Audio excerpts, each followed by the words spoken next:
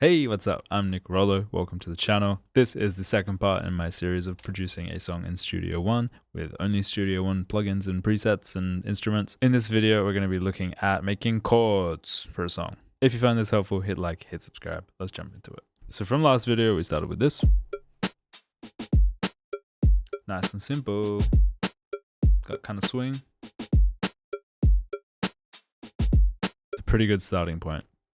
Let's go to browse, and we have a few different choices for chords, namely presence and maitai. Presence is a sampler, so it uses samples to then replay them. So like somebody recorded a vocal or a trumpet and then we're using those samples. Presence has oscillators, so it's a synth.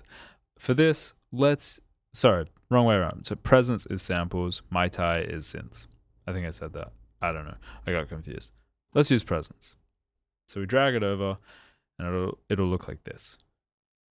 And as we can see, there's lots of things. I have PreSonus Sphere. All of these presets come with that. When you download Studio One, if you've got the professional version or Sphere, you'll have a bunch of downloads that you can get. So it'll all be in there. Let's use PreSonus. PreSonus Studio Grand. Got a few different mics. Condenser. Let's see how this sounds. I'm going to press R to arm this track so that I can play it with my keyboard.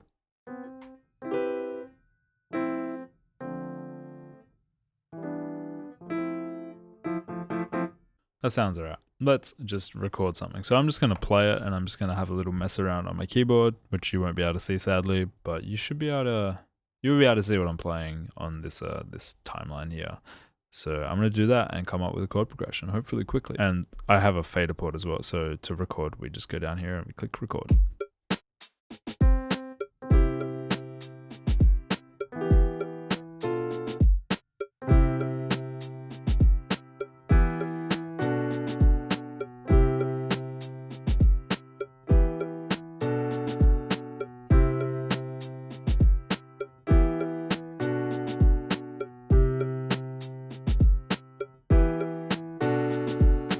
Great, that sounds wonderful. There were a few mistakes, but that's alright.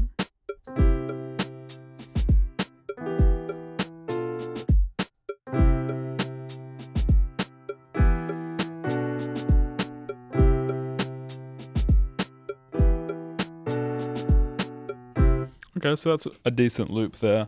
We can see pretty clearly that I did not play that perfectly, and there's two ways we can go about fixing these things.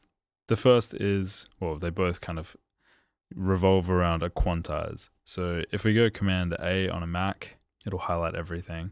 One option is get the quantize here in either 1/8 or 1/16. 16th should be fine. That's just the grid that it's quantizing to.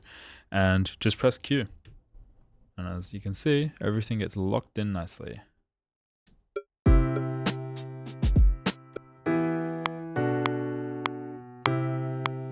Delightful. I'm going to press Command Z to revert and highlight everything again. If you right click and you go to musical functions and you navigate over here and you go quantize notes, we get a slightly more complicated version of that. In here, we can choose the strength of the quantize and the swing and a bunch of other things as well. Basically what this means is I might not want to quantize it perfectly. I might want to quantize it to a certain percentage. So if I quantize to 80%, then there's still going to be a bit of like play here and there, which can allow it to feel a little bit more human. If you make everything perfect, it sounds a little bit robotic. So let's just try it. Let's go to 80%. And if we zoom in here, like it's a lot better, but it won't be too perfect.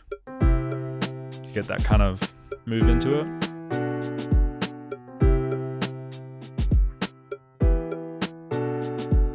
What I do find with this is it can be very beneficial to make sure that the start of bars and phrases, so this is the first note or the first chord of the whole progression, make sure this is all perfectly gridded.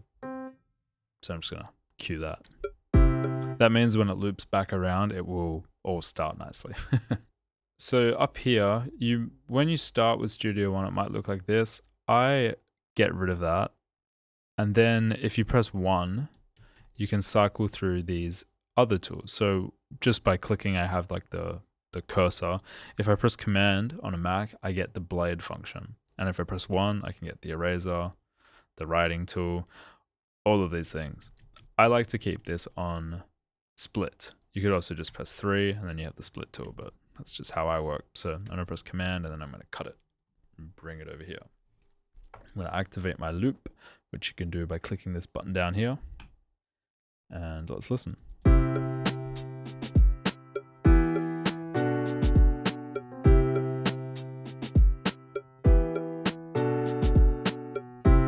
That feels pretty good. One thing I like to often do with piano is highlight everything and then down here at the velocity, drag it all up to 100. Sounds awful. And then drag it down. Get a softer piano.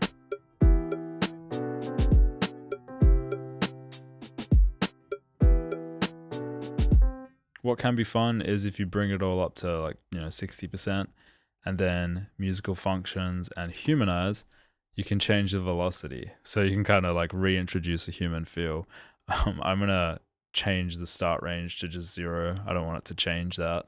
And I'm going to keep the velocity high as the same, but I'm going to allow it to be lower. Oops. So now you can see it all kind of drops down. It's a bit more variant.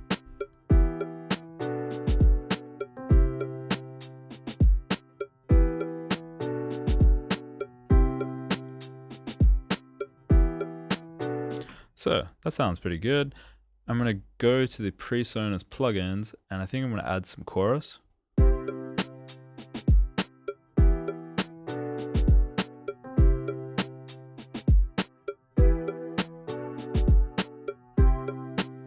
Chill it out. I'm going to add some reverb. With the room reverb. This is also a Studio One plugin. Everything I'm using is Studio One, so I'm gonna stop saying that. Just assume it's Studio One.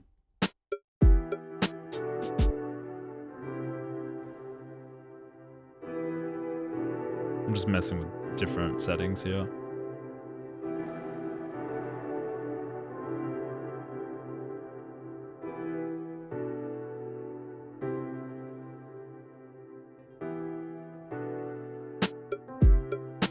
I quite like Fat Channel. It has, if you go to the compressors and then you click this little arrow, you have all of these different emulations. This is again through Sphere. For this piano, I think I'm going to use maybe the Tube compressor, which is a 2A emulation. Just up the peak reduction.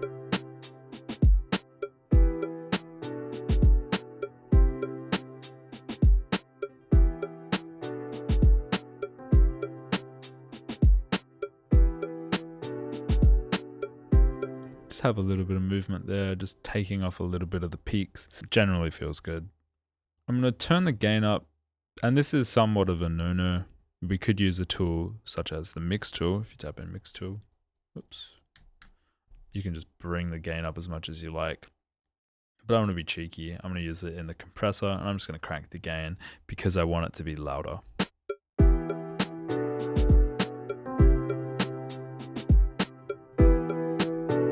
As a rule of thumb, I'm generally shooting for about -12 on this, so around here. Particularly for instruments. Drums is a different story that I kind of dial in a little bit later. Also, if we jump to the VU meter, which is another plugin, I think you might have to download this separately, but it is free for Studio One. If you're on the 18 scale, I'm shooting for around 0 on the VU. VU is fantastic. Honestly, game changer. Definitely use it. But around there, so where it is good.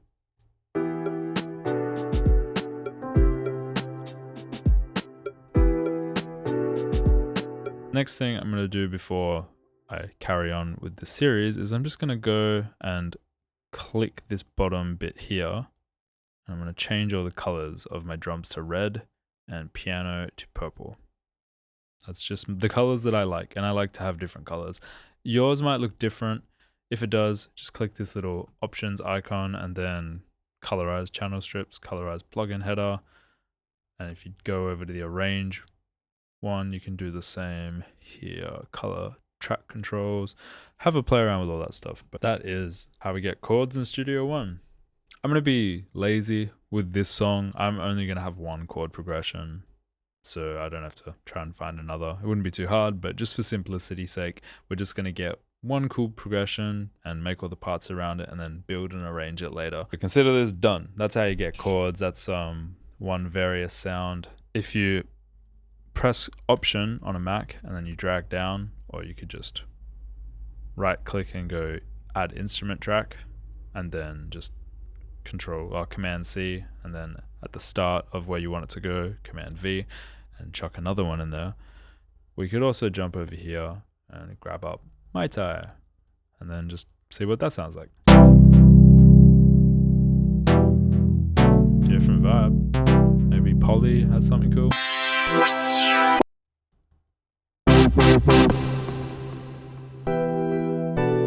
It's kind of nice.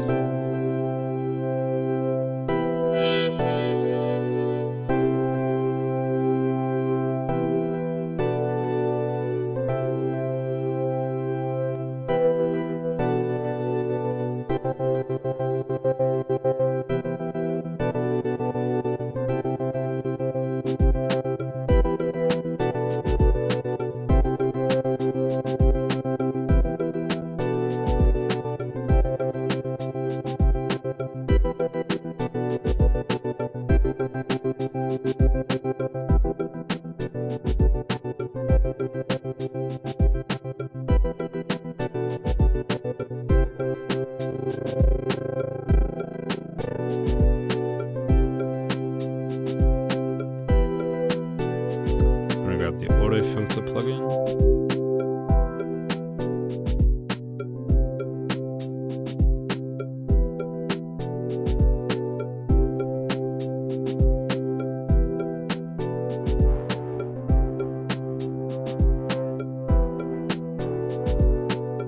So it's a different vibe. Maybe we'll stick with the piano for this.